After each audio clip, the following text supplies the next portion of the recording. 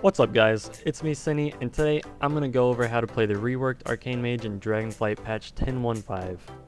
This update gave Arcane a much needed quality of life improvement with the removal of Rune of Power, as well as great AOE potential with Orb Barrage and some improvements to our survivability.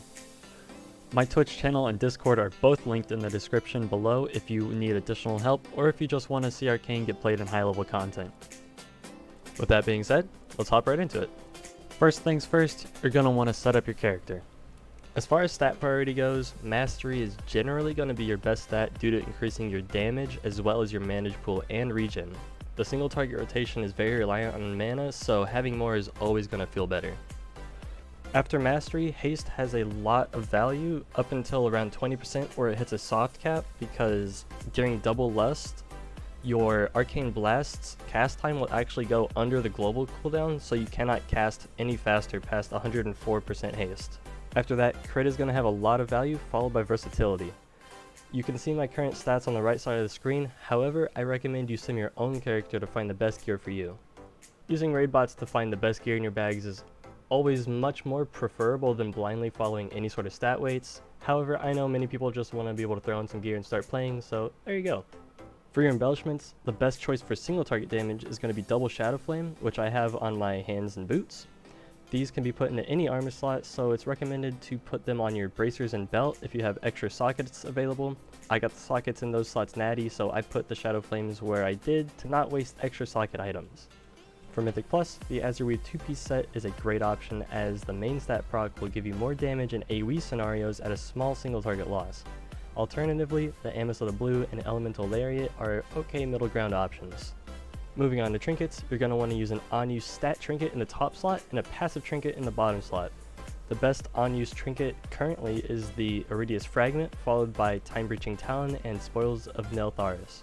For your passive trinket, it's ideal to get the Chromatic Essence with all Dragonflights active if you're able to. Otherwise, the Vessel of Searing Shadow is great for single target, and the Class Trinket is great for AOE or Mythic Plus. The last thing we're going to need to set up here is going to be our talent pages. I have 3 main pages that I switch between: my Mythic Plus page, my single target raid page, and my multi-target raid page, which I will show you all 3. On the left side of the page, it's mostly your choice. I do not recommend changing anything that has to do with damage for obvious reasons. That is overflowing energy, Incanter's Flow, shifting power, both of your tomes, and temporal warp. All of the defensives are your choice, however these are what I use. Over on the right side of the page, the main component of our single target page is going to be Conjure Mana Gem. We do not run Orb Barrage because we don't really care about using Barrage very often. We want to use it as little as possible in the single target. However, we still want the 2 talents above it, so with our 1 point, we just put it in the Mana Gem. On top of it giving us that 5% spell damage during our surge window, it also refunds 25% of our mana bar, which is very good for getting above that 70% mana threshold for Enlightened. Swapping over to our multi-target raid talents, you'll see that we're picking up our second charge in Arcane Orb, as well as Arcane Cleave, making our barrage hit more than 1 target, and getting Orb Barrage. For this, we drop Mana Adept. We don't really need the mana refund in AoE, as it's not as mana heavy as single target. And we drop one of our points in improved Arcane Missiles, because Arcane Missiles are also not as important. For our Mythic Plus talent page, we're going to drop the other point in improved Arcane Missiles to get a point in Reverb. This will give us way more Arcane Charge generation in AoE, and therefore just way more AoE damage. And on the left side of the page, we are going to be trying to drop some defensives to get utility for the team, being Blast Wave, Dragon's Breath for stops, Remove Curse, obviously to remove curses, and then Spell Steal to remove important magic buffs from enemies.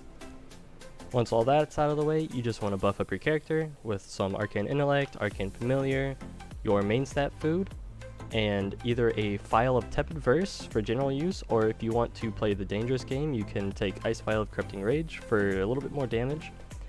And whichever rune you need to round out your stats. For me, it's going to be the Buzzing Rune, which gives Critical Strike. Now that we're ready to take a look at the rotation, I figured the easiest way for me to explain this was to just record myself hitting the target dummies and kind of explain what's going on. Starting off here with the single target rotation, I'm going to be pausing this video quite frequently to kind of try and explain what's going on, what I'm thinking. It'll show my cast over here on the right side, so you can keep track of it that way. And I will be replaying this video at the end of the guide so that you can watch it without interruptions. But for now, let's get right into it. First things first, we want to fresh mana gem with 3 charges, and then we're going to evocate to get our Siphon Storm stacks, and cast an Arcane Blast into an Arcane Orb to get the remaining 3 Arcane charges before we start our burst. Once we are ready to start our burst, we're going to cast a Radiant Spark into a Nether Tempest, at which point you can use your Combat Potion if you want to, into your Arcane Surge. Once your Arcane Surge is finished, you are going to press kind of a lot of buttons all at the same time. You're going to Barrage, and then while that Barrage is in the air, you're going to hit Touch of the Magi, and your Trinket and Mana Gem. If you want to, you can put your Mana Gem before Arcane Barrage, but I'm lazy, so I macro mine into the same button. After that, your target will have 2 stacks of the Radiant Spark vulnerability, and you are going to want to Arcane Blast it 3 more times to use up the remaining stacks. After you do that, you are going to use Arcane Missiles, if you have a clear casting stack, which you should at this point, to get 2 stacks of Nether Precision. Nether Precision will make your Arcane Blast do 20% more damage, and it makes your Arcane Blasts your most effective spell, so you are going to try to get as many Nether Precision to Arcane Blasts off as possible for the rest of the rotation. As such, you are not going to be fully channeling your Arcane Missiles, you are going to cancel them as soon as you can just to get more Arcane Blasts out. The exception being if you are running low on mana, aka under 30% mana, you will start fully channeling your missiles. Or if you have high haste, like it's a fight where you have a constant haste buff, you're probably going to want to full channel your missiles just so you don't run out of mana. You'll see here my Touch of the Magi is about to run out. Once you are unable to fit any more Arcane Blasts into the end of the debuff window, you are going to want to use Presence of Mind and finish it off with an Arcane Blast that is instant cast. That way the cast time doesn't make it fall outside of the damage buff window. After that, you pretty much just go back to Arcane Missiling into 2 Arcane Blasts over and over until Siphon Storm runs out.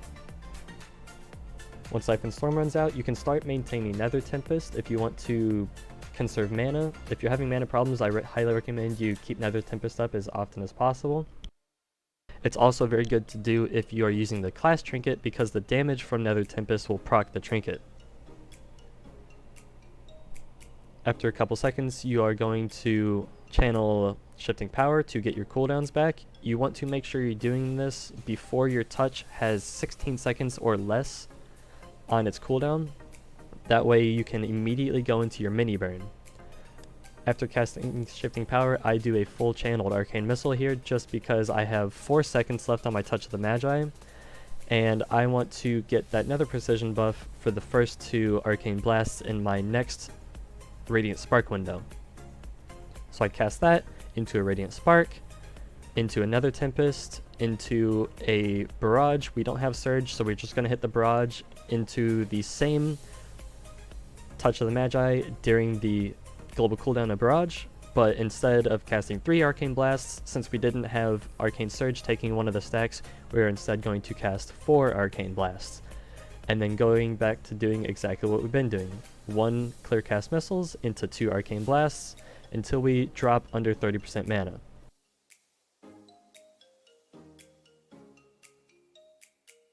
All we're doing now is waiting for Evocation to come back so that we can start the cycle over again. You can see I'm still canceling my missiles, maintaining another Tempest, 2 Arcane Blasts. If you don't have any clear casting stacks, you just spam blast over and over until you get one. As you can see here, I drop under 30% mana, and my Touch of the Magi still has 17 seconds on it. I don't really want to Evo until it has about 5 seconds on it, so I have about 12 seconds here to fill up with 26% mana. Now, you can kind of pray that you get lucky with good clear casting stacks that you can just use to ride out that extra 12 seconds, or you can choose to use Arcane Barrage to drop your stacks and therefore drop your mana consumption, and use your Arcane Orb to start getting those stacks back up. I recommend that you drop your charges as little as possible because the main name of the game is just getting out as many fully buffed Arcane Blasts as possible. That's pretty much your main goal in your single target rotation. Do your Radiant Spark combos correctly and then get out as many fully charged Nether Precision buffed Arcane Blasts as you can. I barrage there and then use the Arcane Orb, followed by 2 Arcane Blasts to get my stacks back up, and then a clear cast Arcane Missiles, and I just wait until Touch the Magi has 4 seconds there, and then I Evo, and then you just start it over again. Radiant Spark into Nether Tempest and Surge and all that good stuff. You're pretty much doing the exact same thing. It's a minute and 20-ish cycle that you just repeat over and over, and that's all Arcane is. For AoE, it's going to be relatively similar in terms of the cycle. It's going to be your big burn followed by a little bit of a waiting period, and then your smaller burn followed by a filler period while you wait for Evo to come back up. We're going to start the AoE rotation off the same way that we started the single target rotation off, by fully channeling Evocation to get our 7 stacks of Siphon Storm, at which point we're going to immediately cast Radiant Spark no matter how many charges we have.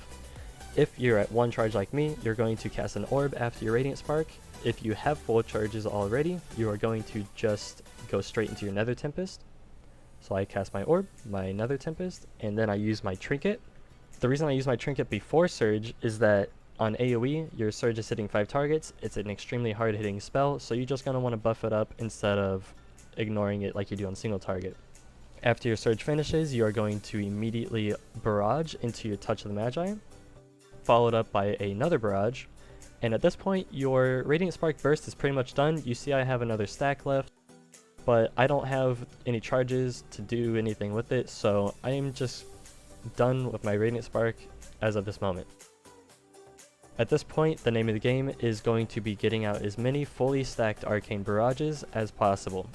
If you're fighting 3 or 4 targets, you will only need to go up to 3 charges before barraging, but on 5 or more, you're going to want all 4. So I'm just going to use my orb and then my barrage. Now that I'm out of orb stacks, I'm just going to be hitting Arcane Explosion and barraging every time I'm at full charges. If you get lucky and you proc orb barrage, then you're just going to keep barraging over and over until you don't proc one and you need to regain charges again.